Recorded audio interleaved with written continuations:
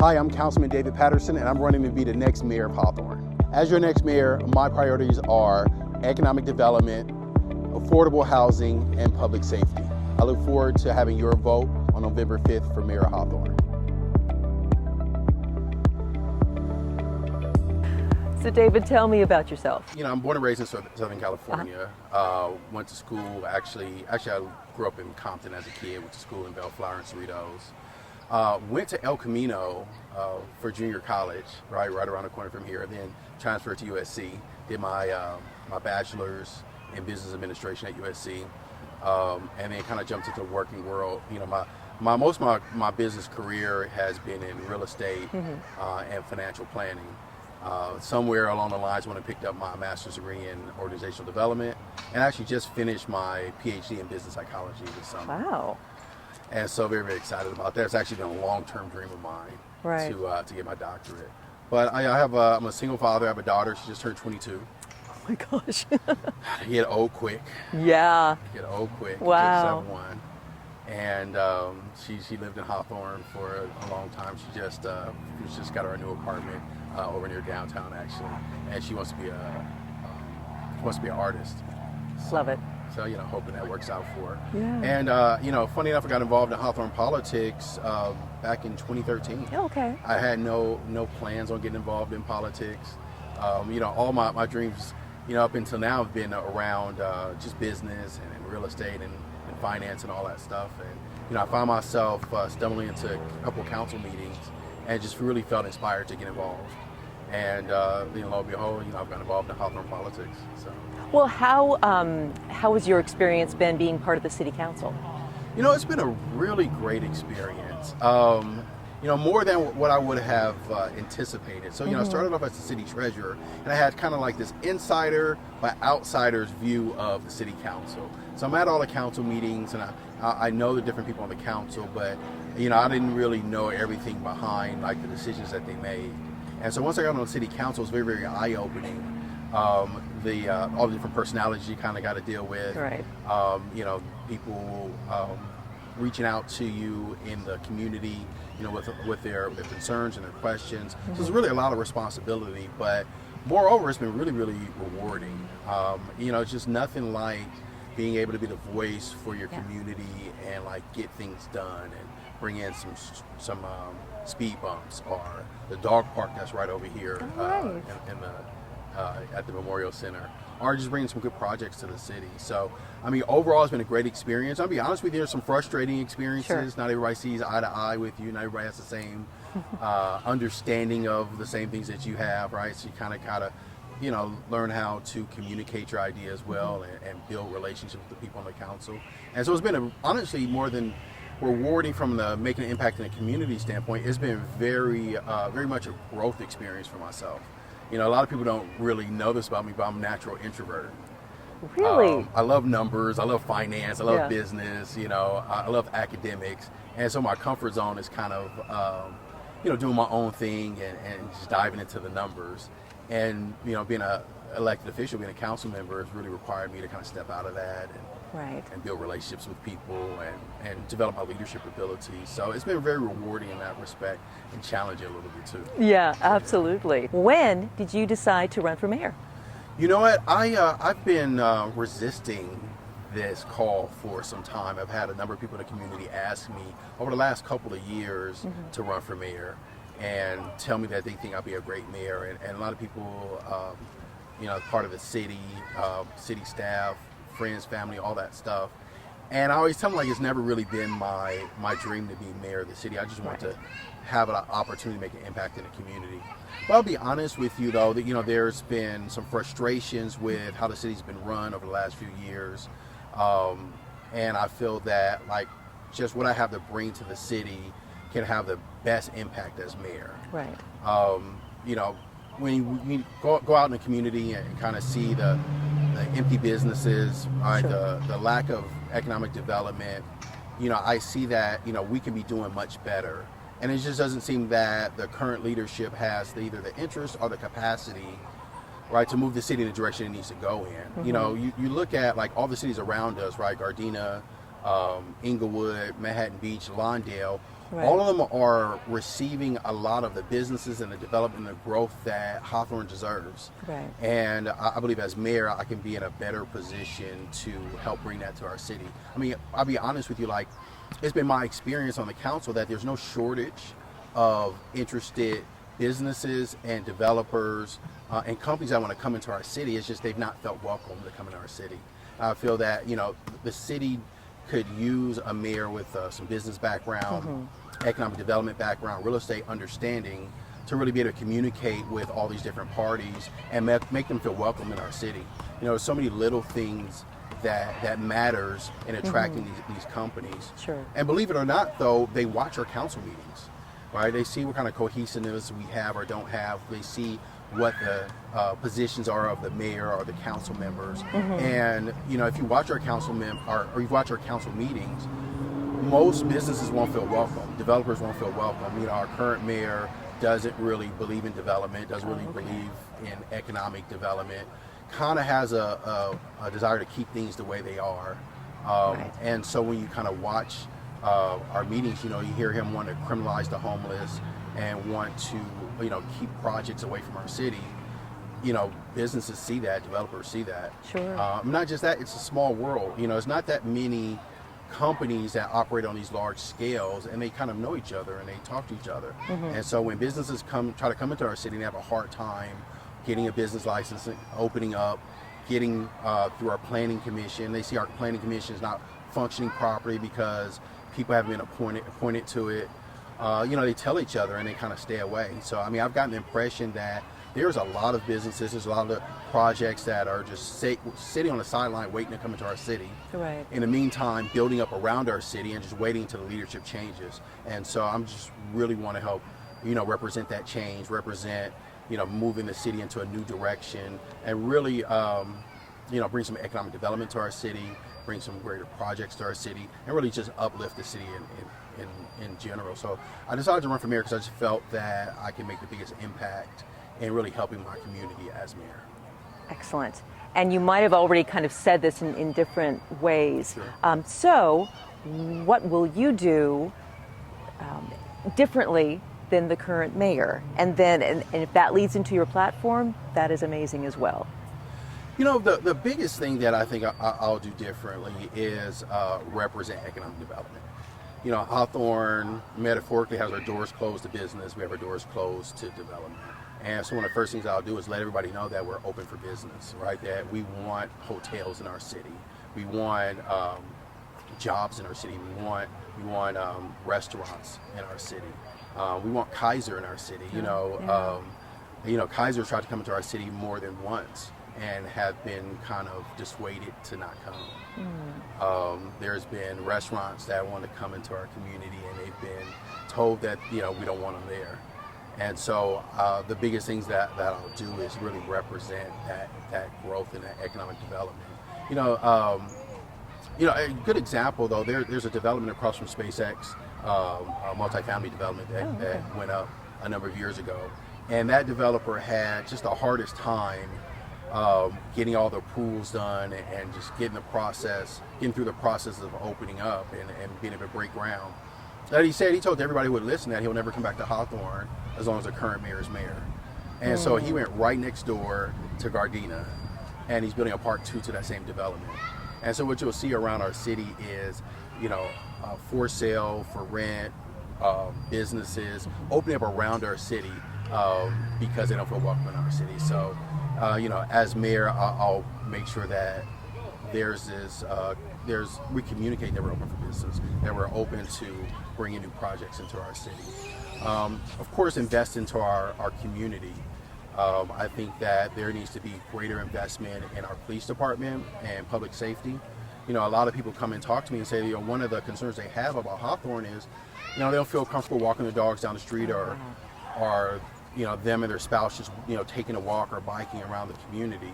And we really need to, make people feel safe. Over the last 6 months, maybe 8 months, there have been over a dozen shootings in our city. And not that that's something that can be stopped overnight, but it's apparent that we need to beef up our investment in public safety. right? I think we have one of the best police departments in the world. And not just because they're part of our city, but it's because they have the right attitude. I started off in Hawthorne as an adolescent, spending time with my cousin who lived here. And our police department operated very differently then. I'll be honest with you, I've been racially profiled and pulled over and kind of harassed by the old way of policing in Hawthorne. But the way it is today, it's very, very different.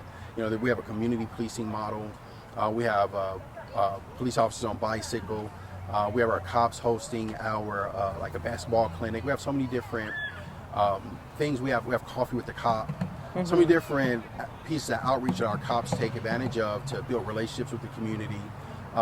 We have a lot of officers that are coming from our community, which is great. Right. And so our approach is awesome, right? There's compassion, there's relationship, there's a desire to make sure everybody feels safe, but we just don't have enough officers. We don't have enough presence. We don't have enough investment in the tools that they need to make sure that the bad element doesn't feel welcome here. And so, next most important thing is really, investing in our public safety, investing in clean streets. When you're walking down the street, you don't have to kind of avoid poop, Yeah, that's very important. And, just making sure that you feel safe. So, and then, of course, housing is going to be something that I was just going to ask you about that. That needs to be addressed in our city. Yeah. So you look at Hawthorne used to be kind of known as a place to get like your starter home or your starter apartment. It used to be very, very affordable, and that's really, really changed because there's a big demand for people to live in this area. With all the things that's happening around us, with being so close to these major freeways, the beach, the airport, what's happening in Inglewood. There's a huge demand for people to live in our city, and what's happened is prices have gone through the roof. It's not really as affordable anymore. It's kind of priced my daughter out from being able to live here, and I find that to be the case with a lot of parents here, where their kids can't live in Hawthorne as their first apartment or even buy their first home anymore because prices have gone through the roof. Our average household home price is around $800,000 now. Wow. And maybe you might get something at $650,000, $700,000, but that's really not entry level pricing. And so one of the things we need to do is create some affordable housing options, not just rental, but also ownership as well. And so that takes not just kind of being proactive, reaching out to the right developers, but also making the right moves when it comes to our zoning and our ordinances. One of the things that me and the rest of the council members did, against the mayor's wishes, we voted to include this housing overlay on different parts of the community, which made different areas more friendly for development. So as a result, as soon after we did that, we had a developer buy our old nursery, like flower nursery over near City Hall, and they're building that out to 68 condos or townhomes. That's amazing. And they cite the only reason why they did that is because of that housing overlay that we put, that it cut a lot of their red tape and being able to come in and bring something that the community wants, which is for sale product. Right. And they're going to bring it at multiple different price points, so there's going to be some entry-level ownership opportunities there, as well as some more expensive stuff. And so I think it's important that we kind of create those opportunities in our city, so not just where more for sale product comes to market, but stuff that's at the right price point, so like my daughter or our children, right, can buy their first piece of property here in the city of Hawthorne. And then, of course, we do need some affordable rentals. We need some things to serve the veteran community. We need some housing to serve our seniors. And it just really, I think that the fact that I have a background not just in business but in real estate. I've been a broker for almost 20 years now. Right. My first job out of college, I worked for a real estate investment company. It really gives me a little bit of insight on how to have the right conversation so we can bring good projects to our city. Because I agree that we have some projects in our city that haven't been great, right? That haven't had an adequate amount of parking, or haven't invested in the community around them. And I think when you don't really understand real estate, you don't know how to talk the language of business. Right. you're able to kind of to let these bad actors come in and take advantage of the city. And so that's something that won't happen on my watch. And we'll make sure that we bring some great projects in our city that not just something that's market rate, so professionals can move into our city, but also things that can serve our senior community, serve our veterans, serve those that, that aren't wealthy, can still have a nice, safe place to stay in the city of Hawthorne. Along those lines, talk to me about the homeless. So that's a great question. The homelessness issue is a big issue in the state of California. Absolutely. And a major issue in the county of LA. You see there's been a major effort by the Mayor of LA and our County Board of Supervisors to provide a lot of support for the homeless to kind of get them off the street. And I really concur with those efforts. The mayor kind of wants to criminalize the homeless and, arrest them or, I don't know, shoo them away, or I'm not sure what he wants to do, but he really has his adversarial approach to dealing with the homeless population. And I understand there are some people that are mentally ill. There are some people that are might be exposing themselves in public, that might be doing things that we don't like, and of course we don't like that. But we're all a community. Most of the people that are unhoused in our city, they come from our community, right? Most people are 1 or 2 paychecks away from being homeless. As the rents have gone up, many people have been driven to live in their cars. And so we need to have compassion for those that are having a hard time right now. And as the economy might be changing in the future, there might be more homeless.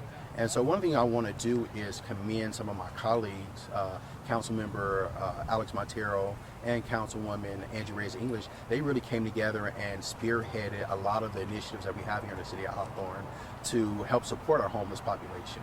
We have we have a pallet shelter program where there's small kind of spaces, right, where they're either enclosed, where there's a bed, there's a wash basin, right, where we can house people temporarily. And so I think it's about 12 different pallet shelters. Oh, okay. Places have a washer and dryer, and community garden, things like that. And to be there temporarily as we find a more permanent housing solutions. And with our whole homeless, we have a homeless coordinator and our whole homeless program with our coordinator being Dulce Stein. We have so many different programs, right, where we work with different nonprofits. We work with the county, right, to bring a lot of different resources to the unhoused and help them find, safe places to live and get them into kind of permanent supportive options. So really my position is we need to expand the efforts that we've already started.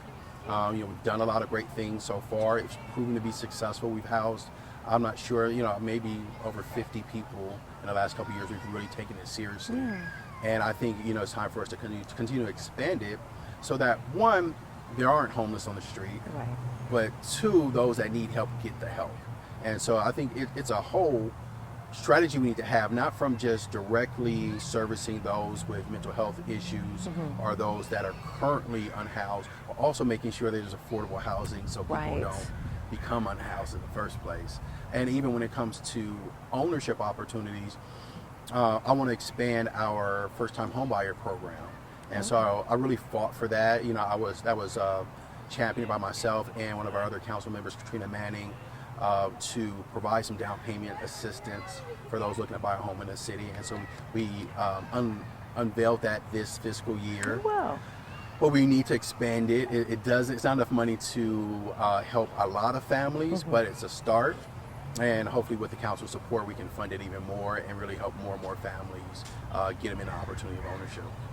Here's a totally different question. What is your plan for the Hawthorne Mall?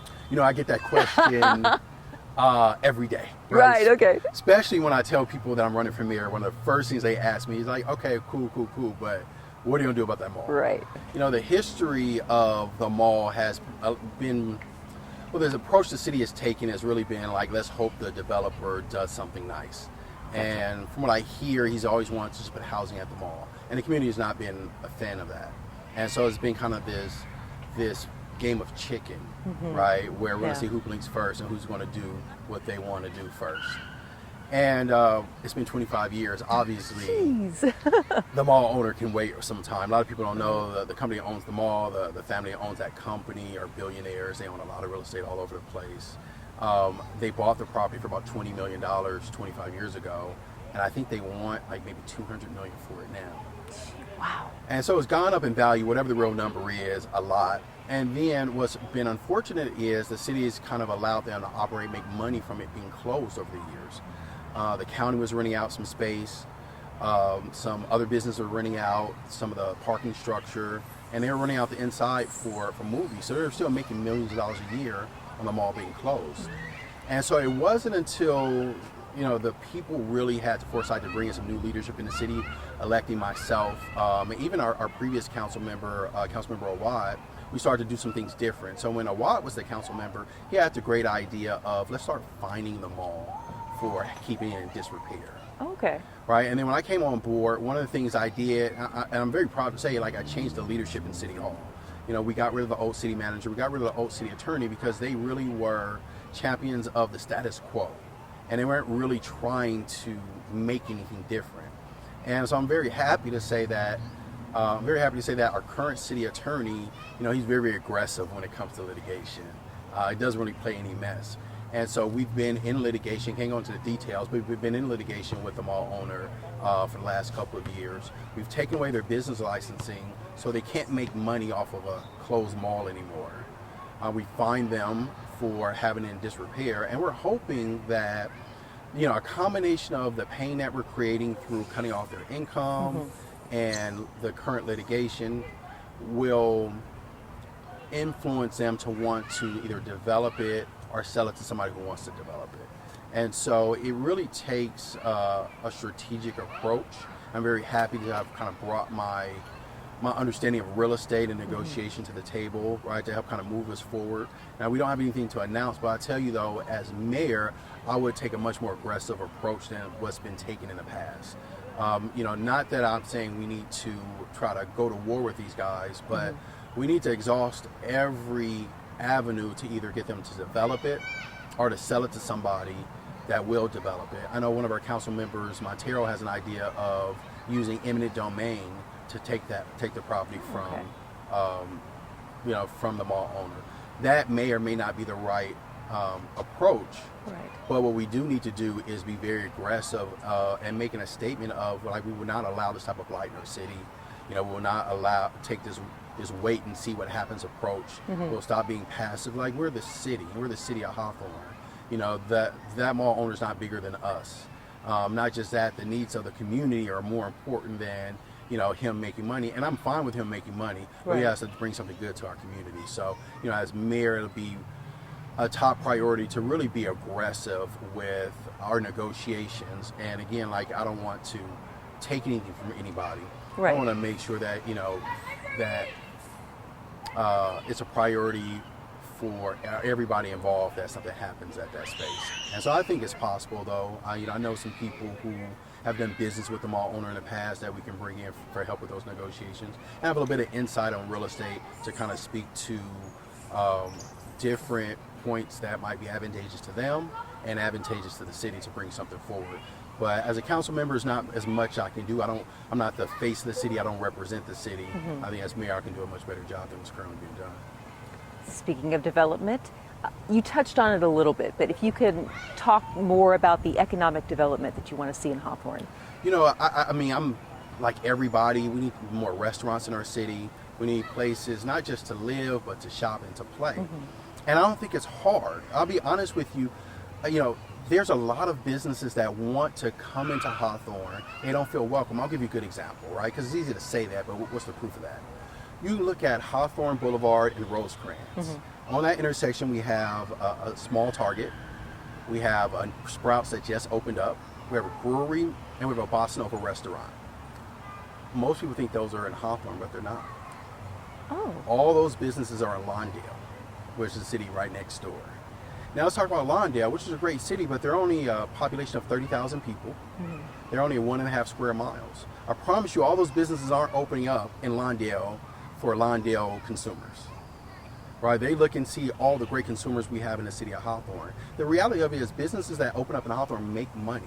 We have 2 Costco's, we have a Home Depot, we have a number of Starbucks. They do well, but if they don't feel welcome in our city, they'll just go someplace where they do feel welcome.